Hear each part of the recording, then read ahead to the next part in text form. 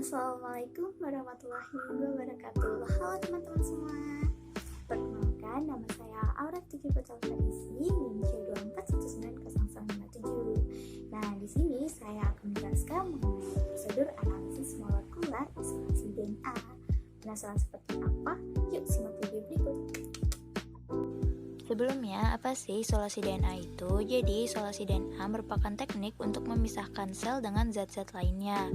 Tujuan dari isolasi DNA ini adalah untuk memperoleh DNA yang berkualitas dan konsentrasi yang bagus. Hasilnya adalah DNA genom atau keseluruhan DNA.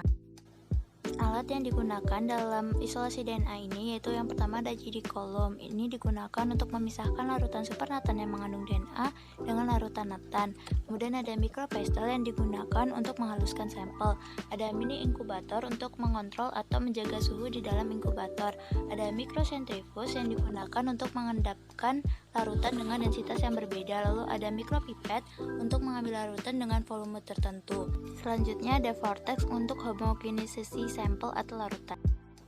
Tahapan dalam melakukan isolasi DNA yang pertama yang perlu kita lakukan adalah memasukkan 0,03 gram sampel ke dalam tube berukuran 1,5 mili. Kemudian kita tambahkan 200 ml citric buffer, lalu kita homogenisasi. Kemudian ditambahkan lagi 20 ml protka, lalu di selama 30 detik. Lalu lakukan inkubasi pada suhu 60 derajat Celcius selama 30 menit hingga 60 menit.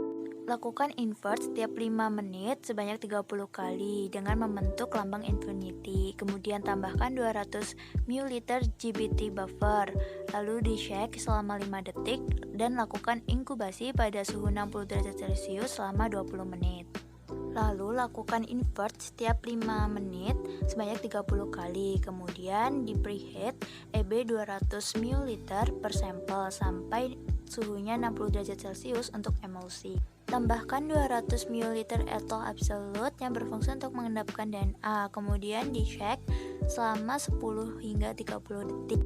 Lalu simpan di freezer selama 30 menit hingga setengah hari. Kemudian transfer ke spin GD column. Lakukan centrifuge 14.000 hingga 16.000 gram selama 2 menit. Lalu buang cairan bawah pada GD column.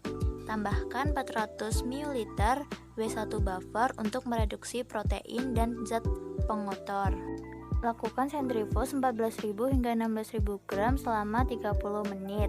Lalu buang cairan bawah pada GD column. Kemudian tambahkan 600 ml W2 buffer untuk mereduksi garam.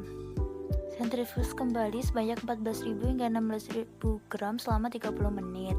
Lalu buang cairan bawah pada GD column. Setelah itu kembali centrifuge 14.000 hingga 16.000 gram selama 3 menit. Pindahkan DNA dari GD column ke tube 1,5 mili. Selanjutnya tambahkan 50 ml preheat EB.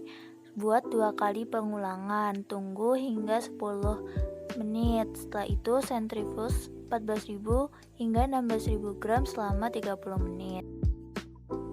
Sekian dari saya. Mohon maaf apabila ada kesalahan baik dalam tutur kata atau ada penjelasan yang kurang jelas. Terima kasih sudah menonton, semoga bermanfaat bagi kalian semua. Sampai jumpa di video berikutnya. Wassalamualaikum warahmatullahi wabarakatuh. Bye bye.